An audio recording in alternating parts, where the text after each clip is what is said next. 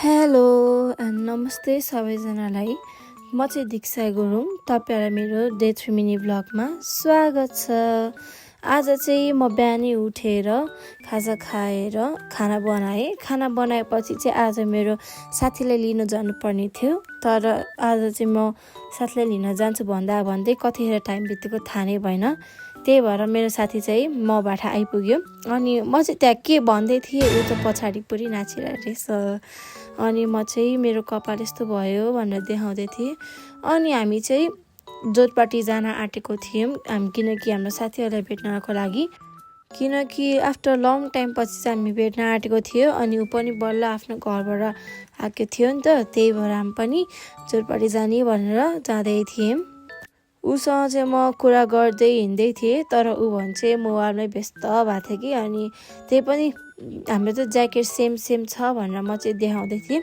अनि ऊ चाहिँ अब बेला पाखा क्यामेरामा आउने पोज दिने त्यस्तै गरिरहेको थियो। अनि हामी बाटोसम्म नै यसरी नै गइरहेको थियौँ। हामी चाहिँ जाँदै बौद्ध पुग्यौँ। बौद्ध पुगेपछि हामी आइसक्रिम र चिप्स खाने भनेर चिप्स पनि किन्यौँ। अनि त्यसपछि हामी चाहिँ 3टा डब्बा आइसक्रिम किन्यौँ। अनि त्यसपछि एउटा लेज किन्यौँ, किन भन्दाखेरि हामीलाई चाहिँ सबै फ्लेभर ट्राई गर्न मन थियो नि त। अनि त्यही भएर हामीले चाहिँ भ्यानिला, स्ट्रबेरी अनि चक्लेट लियौँ। अनि हामी चाहिँ बाटोमा एकछिन कुरा गर्दै हिँड्दै गयौँ। त्यही हिँड्दै गर्दाखेरि चाहिँ मैले माथि चाहिँ कस्तो राम्रो देखेँ। अनि त्यसपछि त्यही हेर्दै मैले चाहिँ ऊ चाहिँ अगाडि नै पुगिसकेको रहेछ। अनि हामी चाहिँ जाँदै बाटै बिर्सेर अनि त्यसपछि म चाहिँ त्यो ठाउँको बाटो देखाउँदै थिएँ। अनि मैले चाहिँ अगाडि नै गणेश म त हराएँ, मलाई लिन आऊ न भनेर मैले चाहिँ अगाडि नै फोन गरिसकेको थियो। अनि हामीले चाहिँ गणेशलाई भेटेर चाहिँ हामी एउटा कुनै ठाउँमा बसेर हामी चाहिँ लेमन टीहरू खाँदै थियौँ। अनि मैले चाहिँ झुकेर लेमन टीलाई चाहिँ चिया भनेछु। अनि हामी चाहिँ त्यहाँ बस्दै सबिनलाई चाहिँ लास्टै गाह्रो भएछ कि त्यो टोयर गएको थियो। अनि त्यसलाई चाहिँ लास्टै गाह्रो भएर टोयर गएको थियो। हामी चाहिँ त्यसलाई पर्खिँदा हामीले 1 कप चिया खाएर नि अर्को कप पनि खाँदै थियौँ कि। अनि त्यो आउँदै आएन पर्खाए भयौँ हामी चाहिँ। अनि त्यही कुरा गर्दै मैले चाहिँ तपाईँहरूलाई मेरो लेमन टी पनि देखाइदिउँ हामी कति पर्खिरहेछौँ त्यसलाई भनेर। अनि त्यसलाई पर्खिँदा अर्पणालाई पनि फेरि सर्ट आयो भनेर ऊ पनि गयो। अनि म चाहिँ एक्लै त्यहाँनिर उनीहरू दुईजनालाई नै पर्खिरहेको थिएँ। अनि मलाई चाहिँ झ्याउ लागिसकेको थियो, दुईजनाले पर्खिँदा एक्लै पर्खिनु परेछ। अनि म चाहिँ यत्तिकै ठिङ्निङ उभिएको थिएँ त्यहाँनिर। अनि आफ्टर लङ टाइम पछि चाहिँ सबिन आइपुग्यो। अनि सबिनलाई चाहिँ मैले यहाँ आइज भनेर भने कि।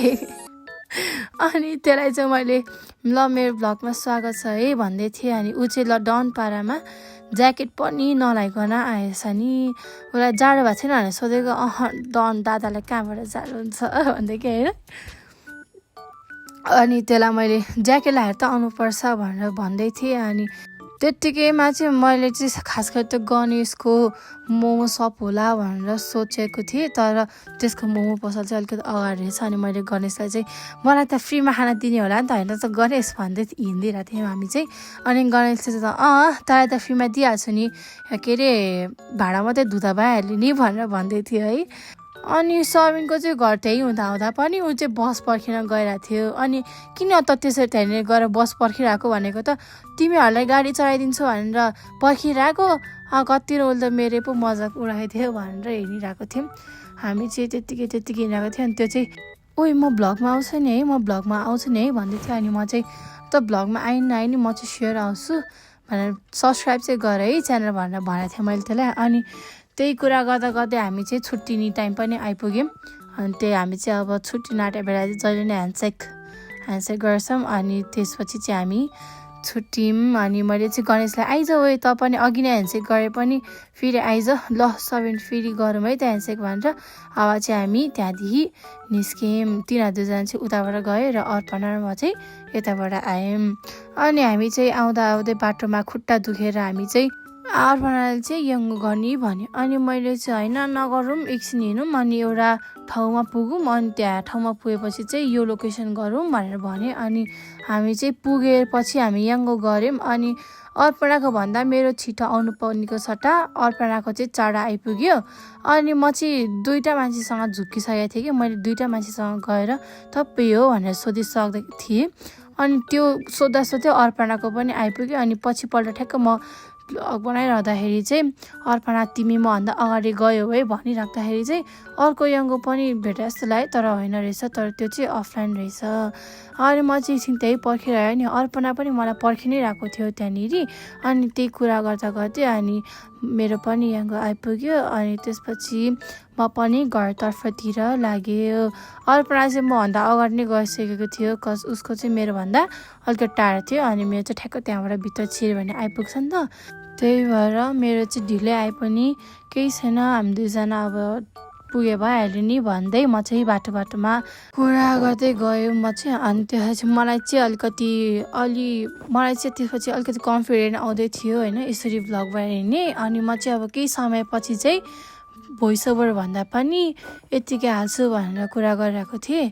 अनि म चाहिँ घर आइसकेको थिएँ। अनि मैले अगाडि नै त्यो भ्लग बनाउँदा पनि एउटा मान्छे चाहिँ मैले देखेको थिएँ। अनि ठ्याक्कै त्यही बाटो फर्केँ नि त म, त्यही बाटो फर्किँदाखेरि त्यो मान्छे ठ्याक्क भेट्यो। अनि त्यही भएर म चाहिँ अनि घरमा आइसकेपछि चाउमिन खान थालेँ। हाम्रो चाहिँ यो आन्टीले बनाउनुहुन्छ लोकल चाउमिन हो।